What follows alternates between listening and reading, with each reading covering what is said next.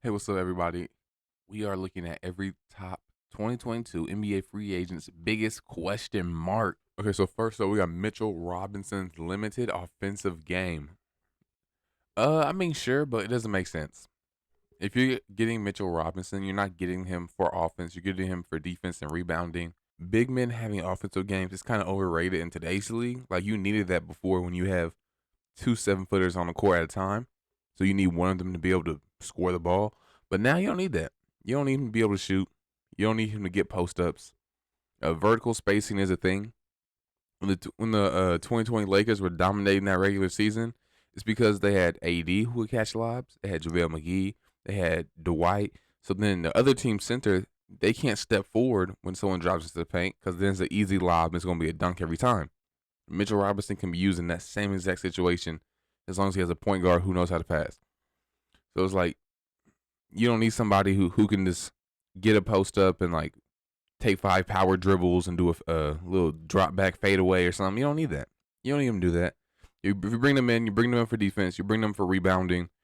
I know. I think he was either like number one or like top five or something. He was crazy high in contested offensive rebounds and contested defensive rebounds. That means that he's outworking guys on the glass. That's what you're bringing him in for.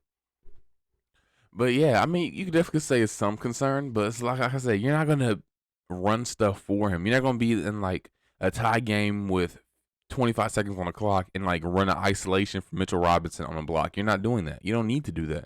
Yeah, so 90% of his shots his rookie year came within 3 feet of the basket, and it went up to 91.8 this last season. And isn't much of a playmaker. He had 38 total assists, which was a career high. Yeah, I'd be more concerned about his injury history. Like, is his body gonna hold up? Like, that's the only reason I wouldn't give him like a 4 year deal because I have no idea how his body's gonna look in 4 years. One thing I do like though is he has bulked up a lot, and I think that's helped with his injuries too. Yeah, I don't know. I feel like that's a bigger concern than his offensive game. Whatever he gives you, if he gives you 6 to 10 points a night, that's good. You don't need him for much more. All right, number two, we got Collin Sexton and his recovery. I'm not concerned about it. I mean, he used his athletic speed and his burst and his agility, being able to switch directions really quickly. He used that to his advantage, but I don't think his game was focused around that. Like I think it was a big part of it. And that's how he worked, but I don't think you're gonna just fall off and lose your athleticism because of this. I don't think so. I don't think so. He's gonna have a full year to recover. It was pretty much the beginning of this season, and again, like he won't play until the beginning of next season. So it's like you have a full year to recover, a full year to get your strength and your speed back. It's not. If this was like an Achilles tear or something, I'd be more concerned. But from a meniscus, yeah, it hurts. It does limit you to a degree, but it's not something you worry about long term. I'm not concerned about that. A bigger concern for him would be what position does he play? Because if you're giving him starter money, I mean, you got to start him. But you're gonna have a 6'1" shooting guard that can't play defense, and I mean, is is he a point guard? I mean, making Collin Sexton your team starting point guard is kind of rough. I mean, it's definitely worse things you can do. There's definitely worse point guards you could have, but it's like, yeah, I don't know if is he a starting point guard. Yes, he was a prior to knee injury. He had a reputation for being a durable player. He didn't miss a single game in his first 2 seasons and played 60 out of 72 in this season before last. Yeah, I said I'm not concerned about it though. I think he'll be fine. I think he'll come back looking good, probably even better than before because he had that natural progression as a young guy still working. Even while he's working out, he's still in the lab. He's still running through drills and that type of stuff. Anfernee Simons, lack of starting experience, reminds me of a job. You don't get experience until you do it. I mean, yeah, you can't really put it against him. It's kind of overstated because it's like he plays against starters on other teams, right? So even if he's not starting like a full time starter, he's still starting against, and not starting against, but he's still playing against starting caliber guys, right? So even if you come in at the 6 minute mark against the Warriors, you're still playing against Clay. You're still playing against Draymond. You're still playing. So even though you didn't start the game, you're still playing against starter caliber players. So I mean, this is overstated to me. I don't know. Now tossing him a huge 4 year bag to come be your franchise's new starting point guard, I don't know. I don't know. That would be a leap of faith. But definitely, I don't think. I think if this is your biggest concern about Anfernee Simons, I think you should go after him heavily. Like if you're an NBA team, this is your biggest concern. Chase him heavily Because if this is your biggest problem, right, lack of experience, well, you're gonna give him experience. That's how it's gonna work. He's gonna be your starting point guard. He started 35 total games since high school. His efficiency didn't suffer with more minutes. I mean, that's not bad. So a slight drop in field goal percentage and a slight drop in 3-point percentage, but it's still staying about the same. And even in those games, his usage was way up. He thrived as a lead pick and roll ball handler, 88th percentile. Well, yeah, that's why I'm like, if guys they have that feel, they look comfortable, they look natural while they're doing this stuff, it's not a concern. Let him go do what he does. Let him go to work. Something that will be interesting though to see is how does him and Dame work next season? Or like, do they sign and trade him away? I think everything that the Portland front office has been leaking and saying it suggests that they want to keep Simons around for the long term. But I don't know. Because starting him next to Dame, that would be like a CJ 2.0 situation. I mean, what's the point of that? And then having him off the bench, I mean, you're going to pay him $18 million to be a backup point guard when you need other spots on your team filled out. Like, I don't know. Miles Bridges and his shooting, again, I think it's kind of overstated. I think this is something like you just build around him with shooting and spacing. I don't really think, even if you don't think he can shoot long term, right, which is fine, he could be a downhill guy and he can still develop some sort of a shot, right? Like, even if it's not 3-point shot like Russ, he found a mid range game and he perfected that and he got that going really good. You don't need to be a 3-point shooter to be effective. You just don't. And if he can get downhill, I mean, he still got his 20 piece this season. He still averaged 20 and 7, and he still was not shooting that good, right? So it's like, I don't. Yeah, I mean, if you're signing Miles Bridges, you're not signing him to be that guy. You're not signing him to come save your team and to come lead your team to the playoffs. That's not what he's here for. He would be a supplementary piece to someone else who is the guy. And whoever that guy is, you probably want him to shoot, but it doesn't matter. Yeah, it doesn't matter if he can shoot or not. Yeah, so they say they want to keep his defenders honest, but then you can start using it against them. Because I mean, he's still an NBA player. So if you leave him open, he's gonna hit more than he missed. I'm sorry, like he's just not gonna just brick open shots like that. At least I don't think so. So yeah, I wouldn't be too concerned about it. I mean, if he got a real consistent 3-point shot, that'd be better. But it's like it's not a concern. I definitely think it will affect his value, though. I think he'd be significantly more valuable if he could shoot. But even then, I think he'll still get it back as is right now. Jalen Brunson recency bias. I say it every year. I'll say it again this year. There's at least one player from the NBA playoffs who's going to get an overpay, specifically because how they looked in the playoffs. I think you pay guys. I mean, the whole reason you're getting players, the whole reason you collect talent, the whole reason you draft, you trade, all this stuff is to make the playoffs and eventually win a championship. That's every team's goal, right? At some point, win a championship. So you want guys who can perform in that moment. And Jalen Brunson showed that he can perform in the moment. But everyone who watched that Utah series saw he had it. He had something. It wasn't, you can't say no bubble. You can't say no, nothing like that. It was a real crowd. It was a real arena, all that stuff. And he was doing the work. All right. Then again, Utah Jazz's perimeter defense is hot garbage. So it was like, how much was bad defense and how much was great offense? But there was times he was just hitting difficult shots and he was just taking over games. So yeah, I think there will be some recency bias. I think he'll definitely get paid a lot more than he should probably. He'll definitely probably end up getting more than he honestly should. But I mean, that's good for him. That's good for him. Never ever turn down a bag. Yeah, I think like I said, you're building for the playoffs. So if you find a playoff performer, keep him. You're gonna keep him around. You're gonna hold on to him. Yeah, as a number one option, he put up 32, 5 and 5, shooting 50%. That's what I'm saying. He looked like he was that guy. He looked good. Okay, so they projected his next year's value to come in at $27 million. Ooh, he doesn't have any major weaknesses. I don't know. I think you can easily hunt him. He has a really strong like core and a strong base, a low base. I mean, kind of like Harden and PJ Tucker. He's well built, but he's still 6'1" on a good day, right? So it's like that's always going to be a concern. Having a really small point guard, they're going to get hunted. I mean, I don't care how good of a defender you are. We saw Patrick Beverly get hunted, thrown out to the Wolves, and Luka just licked his lips and attacked him every time. Same thing will happen with Brunson. I think they just got fortunate enough to not run into any teams who could really focus on that. when you're going against the LeBrons, the KDs, the Kawhis, the Jason Tatums, the Jimmy Butlers, like these wings who hunt matchups and they hunt smaller guys, I feel like that's where this could become a problem for him. I do love his effort though. I love his effort, love his hustle. Best of luck to him. Hopefully he stays in Dallas or maybe he goes to New York. Hey, they didn't hire his dad. We'll see how that goes. Kyrie Irving availability. I mean, he's been quite injury riddled his career, right? I mean, if this is talking about him sitting out due to vaccination reasons and stuff like that, that's not a concern. I don't think. I don't feel like that's a real problem. I mean, now that we're kind of phasing out of it, as far as our COVID protocols and all that stuff, it doesn't. That's not a problem.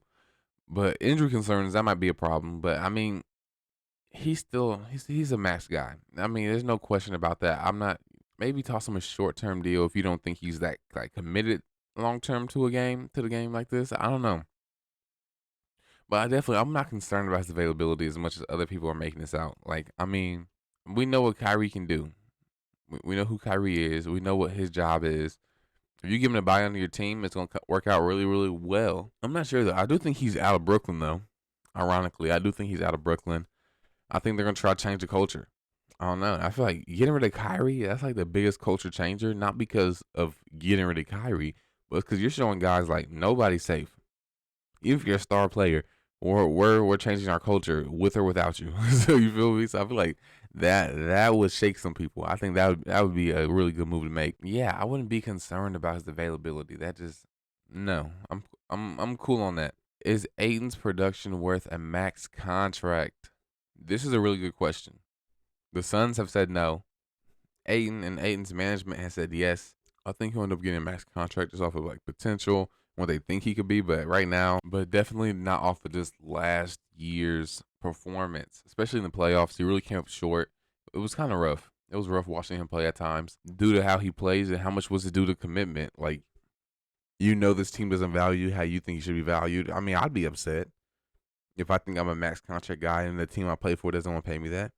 I mean, you got to make sure that doesn't intervene with your on the court performances because you want to play up and make sure you get that back. But even then, I mean, he's human. Yeah, right. He's human. You have your own emotional elements that come into stuff. Yeah, so he averaged about 17, 10, a block, 63%. This is something I hadn't known. Okay, so they registered a plus 19 net rating when JaVale was on the court with the starters compared to plus 7 with Ayton. But the thing is, as I said, it's a much smaller sample size against much different competition. I definitely think Ayton should go somewhere else this offseason, though. But I would be concerned about tossing him a fully guaranteed max contract. I'd be lying if I said I wasn't. And it's not even just because of him. It's just because of how dominant you have to be as a big man to be a max contract guy in this NBA. If you can't take over a game as a big man, if you can't force teams to play a big to guard you, then you're kind of you're useless at times.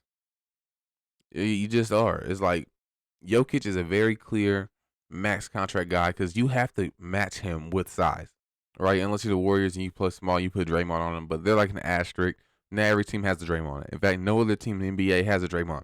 Yeah, that's what's just interesting. That's why some people have said Cat isn't a max contract guy, and it's just like, or not max extension. Excuse me, like because it's like, do you have to play big on Cat? Tempting with Ayton. It's like during the Grizzlies series, they was having Dylan Brooks guard Cat at times. Like, I don't know. And the same thing with here. Like, if you're DeAndre Ayton, right, you're saying you want a max contract, you're saying you're that guy, you're that center, you shouldn't have trouble putting up points on Dwight Powell. Like, you shouldn't be getting moved off the glass by Davis Bertans, right? So, I don't know. Like I said, the human side comes in effect. Was he playing like how he normally would be playing? Was he committed to the team? That all that can affect stuff. So, I'm not sure. I definitely would be very concerned about tossing him a max contract unless like I had a really good meeting with him and he was like, yo, I was just phoning it in the last couple months in Phoenix. Here, I'm going to be different. I'm going to be motivated or something like that. But even then, that's a character concern because, like, what if stuff doesn't work out here? Are you going to shut down and start not playing well? It's a lot that goes into that. Harden's declining skill set. How much is health based and how much is actually skill based? Because everyone knows Harden's still skilled. Right, he was playing bad and still was averaging double-digit assists in Philadelphia. So it's like some people were saying that a hamstring is still not right. Doc Rivers repeatedly said that that's not a problem. He's not injured. And I mean, if he's not injured, this is a very scary reality you're coming into. Yeah, this is rough. It's definitely rough. I'm not sure how much money do you toss him, how many years, and how much guaranteed. If this is the new Harden, he's not a max contract guy. He's really not. I mean, not because he doesn't have the skill to be a max contract guy. Like right now, like I said, he's still a easy 18, 20 points a night, a easy 8 to 10 assists a night. But this is not a max contract guy just because you can hunt him on defense. You can hunt him on defense. You can force him into careless turnovers, and that's what loses you games. That's what's not going to get you over the top. And right now, when you have an MVP like Embiid, who has had an injury-riddled career, you want to make sure every somewhat healthy season you get out of him needs to be put to work. All right, so you don't have time to waste the season because Harden wasn't looking good because you're running against the clock at this point. I don't know though. They definitely have to re-sign him though after trading Ben Simmons for him. Like that's out of the question. But I just don't know how much and how long I'd give him. Hopefully this offseason will give him enough rest and he'll look rejuvenated. Like I said, he will be 33, and y'all know once you get over 30, that's when guards start to fall off. So I mean, it wouldn't be unheard of. Everyone has seen LeBron and they think like people are supposed to live forever. People fall off all the time. Same thing with Russ. Russ is 30, 33, right? That's when you're supposed to fall off. That's when people start to regress and get worse. Like I said, Bronson sets the precedent. Like people aren't allowed to regress. He is now. Is he still a max guy though? That would be a very rough situation here. Look at that. Okay, so he shot 44% on ISO attempts in his MVP season, and then 44% with Brooklyn last year. And now it's 37, 270 over 5. There's no way. There's no way. This is like committing financial suicide. Bradley Beal's playmaking. I don't like this. I don't like this. I don't like how it's set up. I don't think Bradley Beal's playmaking is a problem. I think it was shown when he was playing point guard this year at times, or even with last year. I don't even remember at this point. But he showed ability to play make. I think he's been a shooting guard his whole career, and what he does is he scores. But I don't think he's unable to pass. I don't think he has a ball hog mentality. I think he just always came in and done what he's asked to do, and he's always been asked to get buckets because John Wall was the playmaker. He's not great though. Like I said, you definitely wouldn't want him to be your best playmaker. 40th percentile as a pick and roll ball handler. You wouldn't want him to be your team's starting point guard, your team's best playmaker. But I don't think that's a concern. You bring Bradley Beal in, you can bring them in to come get buckets, right? It reminds me, like I said, Mitchell Robinson, you're not getting him to play offense, right? Bradley Beal, you're not getting him to go average 8 assists. You're getting him to go put up 25, 30 points, right? So it's like, yeah, is it a concern? Sure, but it's not. That's not gonna go into my decision making process. I don't know. Should I want Trae Young on my team? Have you guys seen his defense? I mean, yeah. If he's on your team, you're not getting him for his defense. You're getting him for, I don't know. Yeah, it doesn't make sense to me. Yeah, that's not a problem to me at all. This playmaking is not concerned. And then Lavine's defense. I don't know how many times I'm going to say this. It doesn't matter. It does not matter. You know how many offensive star players there are in the league who can't play great defense or not even good defense? Star caliber players who can't play good defense. We got Trae. We're going to have Dame. We're going to have Kyrie. We're going to have, man, we'll go all the way down the list. Julius Randle. He's a great defender at times, but other times not so much. Depends on his effort. Jamal Murray, if you're gonna go to that tier, guys. De'Aaron Fox, not Devin Booker. I meant more Chris Paul than Devin Booker. John Morant, Donovan Mitchell. Like the list goes on, right? That's the point. You don't get these guys for their defense. You get these guys for their offense, and then you get guys with defense to put around them. All right, the Bulls did a good job. They brought in Lonzo Ball to be next to Zach Lavine to help complement him as a defensive guard in that backcourt. They had the right vision. I'm not sure DeRozan was the best option next to him as well, but I definitely get why they did it. I would do it again if I was them. But I mean, you probably would prefer to have more defensive-minded guys completely around Lavine. And even then, defense is a lot about effort. If he gives effort and he just tries on defense, he'll at worst be a even defender. Like he'll be able to break even. He won't be a negative on the court. But definitely, like I say, if you're bringing him in, you're bringing him in because of his shooting, you're bringing him in because of his scoring and his athleticism. You're not bringing him in because you want him to go guard Steph or Dame or something. No, that's not why you're getting Zach Lavine. Yeah, so that's not a concern for me. I mean, yeah, it's kind of concerning in a playoff series because teams will hunt him. But like I said, you can game plan for that. You can game plan around that. People tried to hunt Steph. People have tried to hunt Kyrie. People have tried to hunt Dame. You know, like it's happened to people. So it's like You figure a way around it though. Yeah, make sure to tell me what you agree with, disagree with, and why. But anyway, thank you for tuning in. This is your boy, not TC, and I'm out of here. So peace out, y'all.